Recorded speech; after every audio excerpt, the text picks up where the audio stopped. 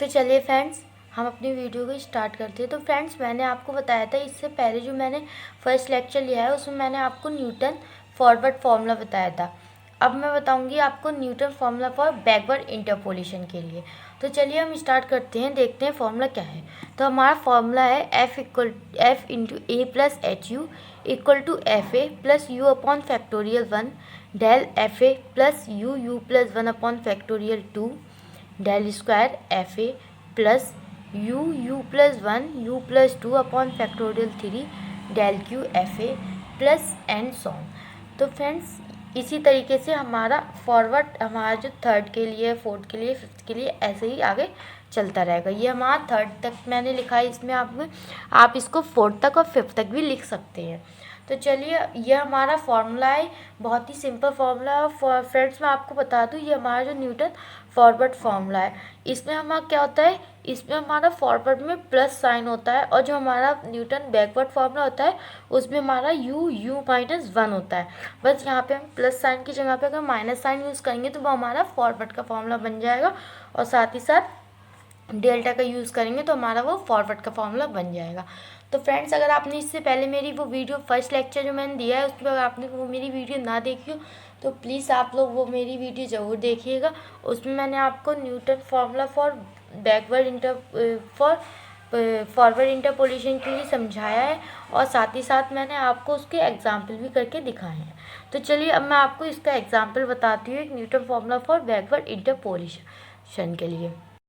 तो चलिए दोस्तों, हमारा एक क्वेश्चन है, from the following table of yearly premium for policies maturing at quinquennial ages estimate the premium for policies maturing at the age of 46 years and 64।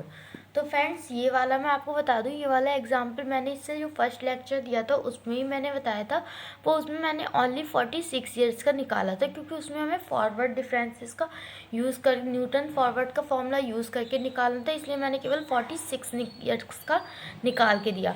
अब हमें निकालना है इसमें 64 का, तो 64 का हमें निकालना है। तो चलिए हम इसको निकालते हैं। ये हमें एज दी गई है, एक्स इतना है 45, 50, 55, 60 एंड 65, एंड प्रीमियम हमें जो दिया है एफ एक्स 2.871, 2.404, 2.083, 1.862, 1.712। ये हमें पूरी टेबल दी गई है, इसके अकॉर्डिंग हमें 64 के लिए वैल्यू निकालनी है। तो सबसे पहले हम क्या करेंगे, द डिफरेंस टेबल बनाएंगे। तो डिफरेंस टेबल क्या है हमारी, कि x की हमने सारी वैल्यू हम लिखी पहले, 45, 50, 55, 60 एंड 65, ये हमारी सारी वैल्यू दी गई हैं x की। तो हमने x की पहले वैल्यू लिखी, फिर हमने fx की सारी वैल्यूज़ लिखी यहाँ पे। ये देखिए, जो जो हमें fx की वैल्यू दी गई थी वो सारी हमने यहाँ पे नोट करी। ये हमने सारी fx की वैल्यू लिखी। आप मुझसे पहले मेरी फर्स्ट लेक्चर देख सकते हैं, मैं नीचे आपको डिस्क्रिप्शन में लिंक दे दूँगी। और ये हमने निकाला है del f x. Del f x निकालेंगे तो डेल एफ एक्स हम कैसे निकालेंगे, इन दोनों का डिफरेंस करके। तो माइनस का 0.467 आया, यही हमारा जो हमने पहले किया था, आपसे फर्स्ट लेक्चर में देखिए, आपने उसमें सब समझ जाएंगे। हमने जो डिफरेंस टेबल बनाई थी, ये इन दोनों को, फिर इन दोनों को हम जब माइनस करेंगे तो हमारा डेल स्क्वायर एफ एक्स निकल के आएगा, 0.146, 0.100, 0.071। ऐसे ही हम डेल क्यू एफ एक्स निकालेंगे और डेल फोर एफ एक्स निकालेंगे। ये हमने डिफरेंस टेबल निकाली सबसे पहले। अब ये हमने डिफरेंस टेबल निकाली, इसके बाद हम क्या करेंगे, इस टेबल को बनाने के बाद अब हमें किसकी वैल्यू निकालनी है, 64 की वैल्यू हमें डिफ़ाइन करनी है।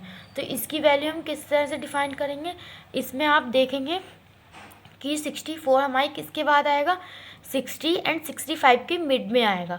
तो हम 65 को हम मान सकते हैं ए, क्योंकि हमारा जो 64 हमें जो वैल्यू डिफ़ाइन करनी है वो हमारा इससे पास में पड़ेगा। तो हम इसको 65 को हम क्या मान लेंगे, ए मान लेंगे। तो ए इक्वल टू हमारा कितना आ जाएगा, 65। तो ये हमारा ए हो गई 65। तो चलिए हम इसको सॉल्व करते हैं। तो ए इक्वल टू हमारा कितना हो गया, 65 हो गया। एच इक्वल टू हमारा आएगा 5, क्योंकि जब इन दोनों का हम डिफरेंस करेंगे, आप देखेंगे कि जब इनका डिफरेंस निकालें 45 में से 50 माइनस करेंगे तो 5 का डिफरेंस है, 50 में 55 में का 5 का डिफरेंस है, एंड 55 एंड 60 में 5 का डिफरेंस है।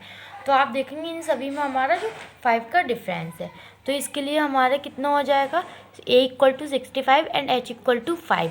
तो हमारा होता है a plus H U equal to कितना हो जाएगा, 64 हो जाएगा, क्योंकि हमें 64 की वैल्यू हमें जो थी वो हमें डिफाइन करनी थी। तो 64 हो जाएगा, और 65 a की वैल्यू हमारे पास कितनी है 65 प्लस h की वैल्यू हमारे पास कितनी है 5, तो 5u इक्वल टू 64। तो u की हमने जब यहाँ से वैल्यू डिफाइन की तो हमारा है माइनस का 1/5 इक्वल टू माइनस का 0.2। ये हमारी वैल्यू आई है u की। अब क्या करेंगे हम, substituting u equal to minus का 1/5 in Newton's backward formula. Newton's backward formula use करेंगे। अब इसमें क्यों यूज़ करेंगे हम, क्योंकि हमें जो वैल्यू निकली वो लास्ट में निकली, तो इसका मतलब अब हम नीचे तो जा नहीं सकते क्योंकि हमें नीचे और वैल्यूज़ है ही नहीं, तो हमारी कहाँ है वैल्यू, सारी ऊपर को हैं। तो इसलिए हम बैकवर्ड में जाएंगे, तो हम सबसे पहले कौन सी वैल्यू नोट करेंगे, ये वाली, फिर ये वाली, एंड देन नेक्स्ट ये वाली, फिर ये वाली, एंड नेक्स्ट ये वाली। तो हमारी जो बैकवर्ड फॉर्मूले में हमारी जो टेबल जाती है वो इस तरीके से जाती है, वैल्यूज़ जो हम नोट करते हैं वो इस तरीके से जाती है। ये देखिए, इस तरीके से हम सभी फॉर्मूलों को यूज़ करके लिखते हैं, इस तरीके से हम अपने वैल्यूज़ को नोट करते हैं। तो चलिए हम शुरू करते हैं अपने क्वेश्चंस को, इसका बैकवर्ड फार्मूला लगाते हैं। तो हमारा सब्स्टिट्यूटिंग इन न्यूटन्स बैकवर्ड फार्मूला, तो हमारा जो न्यूटन्स बैकवर्ड फार्मूला था वो क्या था कि F A plus H U equal to F A plus का U del F A plus you plus 1।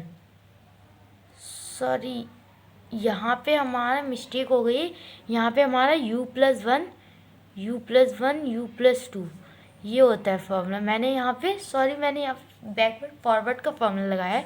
तो यहाँ पे बैकवर्ड का हमारा जो फॉर्मूला क्या होता है, f A plus u del F A plus you plus 1 upon factorial 2 del square f A plus you plus 1 u plus 2 upon factorial 3 del cube f A plus का। ऐसे ही हमारी फोर्थ टर्म के लिए भी एक लिखा जाएगा।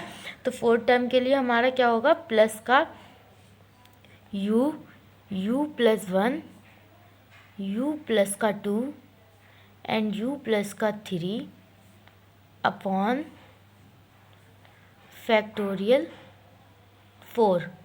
फोर्थ के लिए निकालना है तो फैक्टोरियल 4 इंटू डेल की पावर 4 एफ ए। ये हमारी यहाँ तक बनेगी क्योंकि हमें फोर्थ के लिए केवल निकालना है। तो हमने ये फोर्थ तक के लिए हमने लिखा, इसके लिए न्यूटन फार्मूला बैकवर्ड फार्मूला लगाया फोर्थ के लिए। अब हम क्या करेंगे, जहाँ जहाँ हमें ये ए दिया गया है अब इसमें हम सभी वैल्यू पुट कर देंगे। ए की वैल्यू हमने कितनी निकाली थी 65 निकाली थी, एंड एच की वैल्यू 5 और यू की वैल्यू माइनस का 0.2 या माइनस का 1/5, आप कुछ भी लिख सकते हैं। तो हमने क्या किया यहाँ पे, तो सबसे पहले हमने फॉर्मूला लगाया है f65 इक्वल टू ए की वैल्यू कितनी थी 65 थी, तो f65 माइनस ये हमारा u की वैल्यू कितनी थी माइनस का 1/5, तो ओपन करके हमारा ये माइनस आ जाएगा, तो माइनस का 1/5 डेल f65 प्लस माइनस का 1/5 u की वैल्यू हमारी कितनी है 1 माइनस का 1/5 u प्लस 1 माइनस का 1/5 प्लस 1, तो यहाँ पे हमारा ये प्लस 1 हो जाएगा अपॉन इंटू 1 फैक्टोरियल 2। ये हमारा जो लिखा है 1 अपॉन में पूरा फैक्टोरियल 2, तो 1 factorial 2 del square f65 plus minus का 1/5 माइनस का 1/5 प्लस का, ये हर जगह हमारा ये प्लस है ये हमारा। तो ये हमारी यहाँ पे आप इसको कैलकुलेशन करिएगा, तो ये हमारा सारा इस तरीके से जब आप ये सारी वैल्यू पुट करेंगे, वैल्यू पुट करने के बाद आप इसमें आंसर लगाएंगे। तो f65 की हमारे पास वैल्यू कितनी है, ये देखिए ये हमारी टेबल है, तो इसमें हमारी ये हमारा a65 ये हमारा डेल, तो ये f65 की वैल्यू कितनी है 1.712, तो हमने यहाँ पे वैल्यू पुट करी 1.712 प्लस 1/5 इंटू माइनस का ये हमने u, अब कितना है हमारा डेल